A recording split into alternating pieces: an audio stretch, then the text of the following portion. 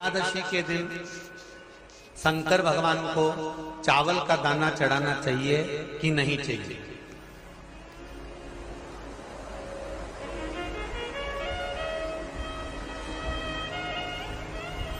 अब बोलो तेरा क्या होगा रे काली?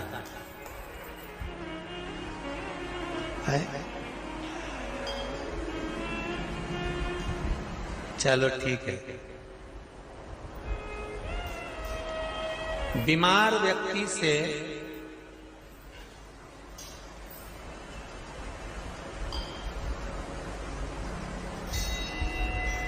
कोई बीमार व्यक्ति है, बहुत रोगीला, उसको बहुत रोग है, शुगर है, बीपी है, थायराइड है, सब कुछ है उसको, और वो रोगीला व्यक्ति जब डॉक्टर के पास जाकर पूछे, डॉक्टर साहब मेरी तबीयत ठीक नहीं रहती है, मैं बहुत कष्ट में रहती हूँ, बहुत तकलीफ है शरीर में, और अभी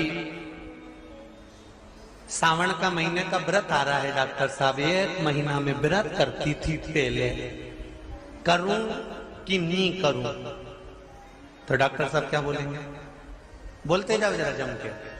डॉक्टर बोलेगा कि आप व्रत मत करो। डॉक्टर एक बात कहेंगे, शरीर स्वस्थ रखना है, व्रत बाद में हो जाएगा, अगले वर्ष कर लेना, पर अभी शरीर को सही रखने के लिए दोनों समय अच्छे पेट भरकर सात्विक भोजन करो और अपने शरीर को ठीक करो। सात्विक भोजन अपने शरीर को, व्रत बाद में भी हो जाए, अगले वर्ष हो जाए।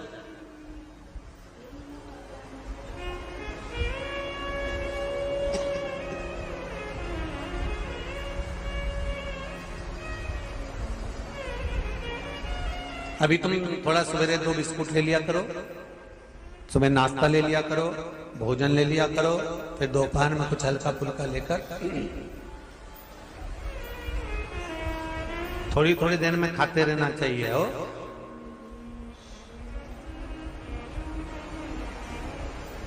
थोड़ा थोड़ा खाओ, थोड़ी थोड़ी देर में खाओ, एक साथ सुरसा जैसे मत निपटा जाए, थोड़ा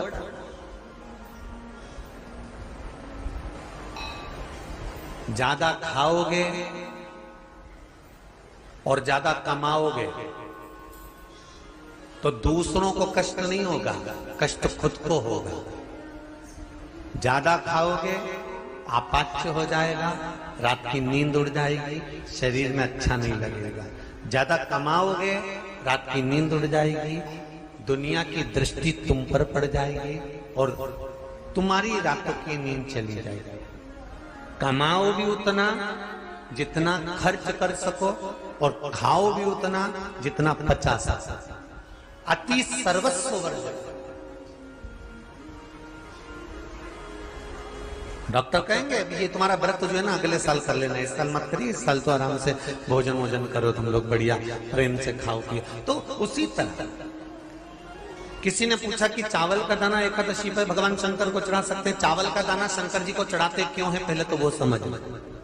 बेलपत्री का तो महत्व आपको बार बार बताया कि बेलपत्री शिव जी को क्यों चढ़ाई जाती है, कहीं रोग के लिए, कहीं बीमारी के लिए, कहीं किस कार्य के लिए, कहीं कोई कार्य के लिए, कहीं कोई कार्य के लिए। चावल का दाना अगर हम शंकर भगवान को चढ़ा रहे हैं तो क्यों चढ़ा रहे हैं, उसका कारण क्या है? चावल का दाना शिव को चढ़ाने का केवल एक कारण रहता है कि चावल को अक्षत कहते हैं।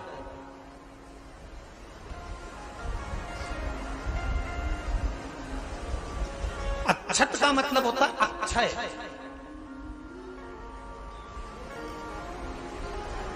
अभी हमारे यहां एक तिथि आने वाली है, अक्षय तृतीया। उसका मतलब क्या होता है? अक्षय, जिसका कभी क्षय ना हो। जब हम भगवान शंकर को चावल का दाना चढ़ाते हैं, जैसे बहुत ध्यान दीजिएगा महाराज, बहुत समझने वाली बात है, बहुत ध्यान से।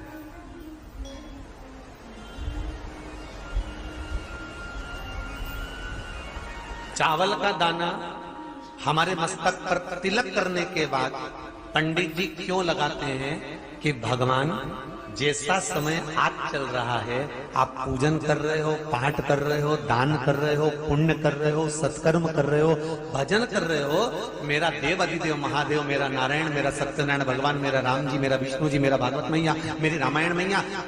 ब्राह्मण मस्तक पर तिलक लगाने के बाद चावल इसलिए लगाता है कि जैसा समय आज चल रहा है, भगवान तुमको ऐसा ही समय बनाकर रखे और तुम ऐसे ही चार चांद लगाते रहो, दान पुण्य संकीर्तन करते रहो, इसलिए मस्तक पर चावल का दाना लगाया है।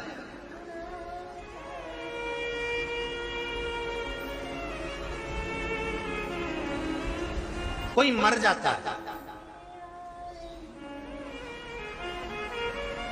मरने के बाद जब तक पगड़ी नहीं होती तब तक माथे पर तिलक, चावल का दाना लगाया जाता है। जम के बोलो जरा, नहीं लगाता। किसी पंडित जी से पूछो, ब्राह्मण देवता से पूछो, ब्राह्मण देवता ये कोई मर गया, और हमारा तो नियम है कि हम सिर पे तिलक लगाते हैं, चावल लगाते हैं, या पंडित जी से हम तिलक लगवाते हैं, मंदिर जाते हैं तो मंदिर में जाके तिलक लगवा के हम चावल का दाना लगवाते हैं। क्यों नहीं लगाते? उसका कारण क्या है? जब किसी के मरने के बाद 10 दिन तक, 12 दिन तक मस्तक पर तिलक क्यों नहीं लगाया जाता? 10-12 दिन तक माथे पर तिलक या चावल क्यों नहीं लगाया जाता? उसका कारण है कि ये जो समय आया है, तुम्हारे यहाँ जो गमी हुई है, तुम्हारे यहाँ कोई मर गया है, तुम्हारे यहाँ किसी के प्राण छूट गए हैं, तो ब्राह्मण इसलिए तिलक नहीं लगाता आपको, इसलिए चावल का दाना नहीं लगाता कि ऐसा दिन भगवान अब ना लाए, इसको अमर ना करे, इसको अक्षय ना करे, इसको प्रबल ना करे।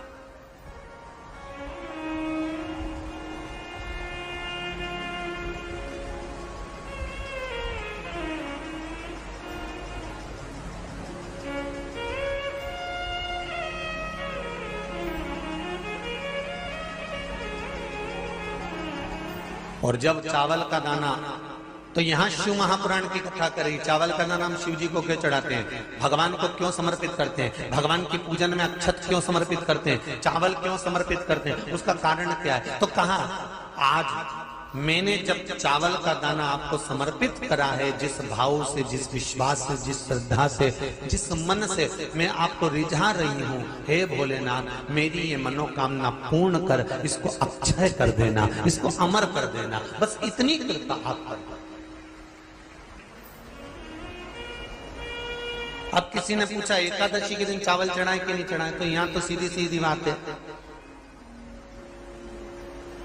बीमारी देखकर थोड़ी ना आती है कि नवरात्र चल रहे हैं कि सावन का सोमवार चल रहा है, बीमारी तो बीमारी।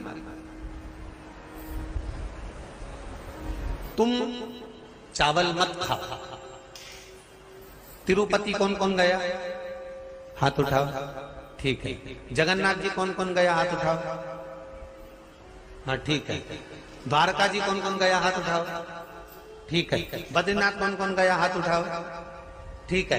एकादशी के दिन कभी तुम बद्रीनाथ चले जाओ, एकादशी के दिन तुम द्वारका चले जाओ, एकादशी के दिन तुम तिरुपति चले जाओ, एकादशी के दिन तुम जगन्नाथ चले जाओ, एकादशी के दिन तुम्हारी मर्जी पड़े भगवान के किसी धाम में चले जाओ और भगवान को भोग लगाओ और उनकी थाली को झांक कर देखना, उसमें चावल जरूर मिलेगा। उसमें ऐसा नहीं है कि चावल नहीं मिलेगा।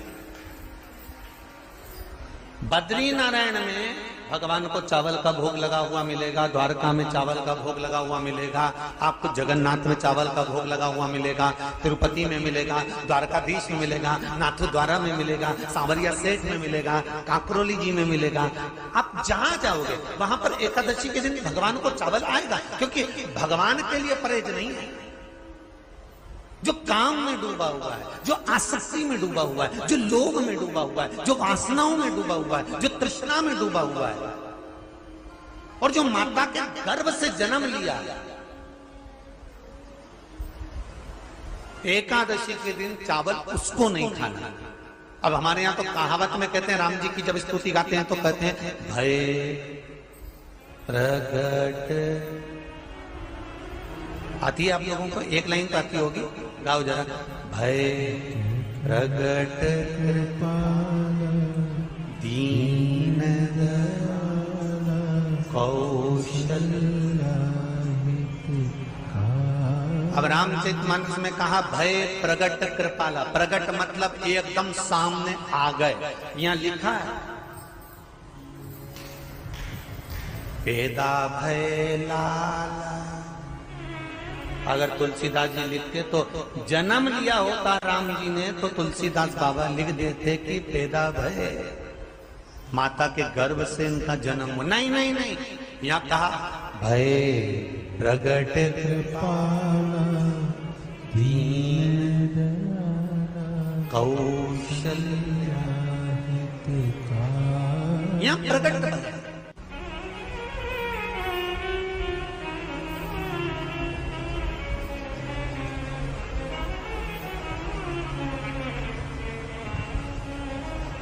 यूट्यूब पर स्कंद पुराण, अंधेरी मुंबई की माहेश्वरी समाजवादी, एकादशी के माता पिता कौन है?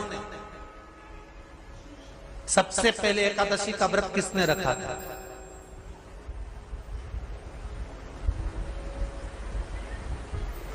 एकादशी का जन्म स्थान कहां है? दुनिया के लोग बहुत प्रश्न करते हैं, राम जी अयोध्या में हुए थे, भगवान कृष्ण मथुरा में हुए थे, तो एकादशी कहां हुई थी? तो उसको बताना तो पड़ेगा कहां हुई थी।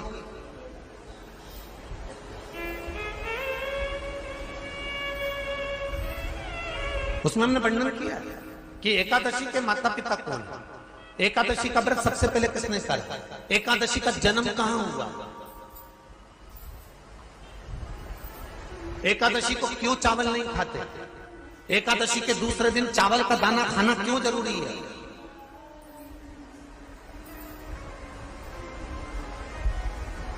कौन सा तीर्थ है जहां एकादशी को उल्टा लटका दिया। एक एक चीज का वर्णन स्कंद पुराण सब चीजों का वर्णन कर दिया। प्रत्येक तो यहां जो वर्णन आया कि आप मनुष्य जो माता पिता के गर्भ से, माता के गर्भ से जन्म लिया हो, संसार में जिसका जन्म हुआ हो और मृत्यु लोक में गर्भ की कैद में रहने के बाद जन्मा हो, उसको एकादशी के दिन चावल नहीं खाना चाहिए। महाराज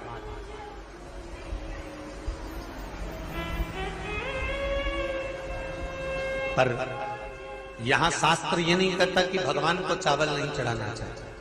यहां शास्त्र कहता है आप शिव जी को चाहे एकादशी हो, चाहे द्वादशी हो, चाहे प्रदोष हो, चाहे पूर्णिमा हो, चाहे अमावस्या हो, चावल का दाना आप भगवान शिव को समर्पित कर सकते हो और ज्यादा नहीं। शंकर कभी ये नहीं कहते कि मुझे बहुत सारा चढ़ा। शंकर जी की कथा कहती है कितना, मात्र एक चावल का दाना। हमको उनसे भी कहेंगे जो लोग कहते हैं ना कि हम आज हमारा सावन का महीना है तो आज हमें भगवान को 1.25 लाख बेलपत्र चढ़ाएंगे, तो कोई कहता हम 1000 बेलपत्र चढ़ाएंगे, तो कोई के हम 5000 चढ़ाएंगे, कोई के हम 50,000 चढ़ाएंगे। मेरा निवेदन केवल इतना है, तुम तो एक चढ़ा। और ये भी जरूरी नहीं है एक बेलपत्र भी कब चढ़ाई जाती है शंकर भगवान को, जब तुमने किसी एक बेलपत्र का पेड़ लगाया होगा और वो पेड़ बड़ा हो गया होगा, तब तुम हकदार बनते हो कि किसी के पेड़ की बेलपत्र तोड़कर शिव को चढ़ाई जाए।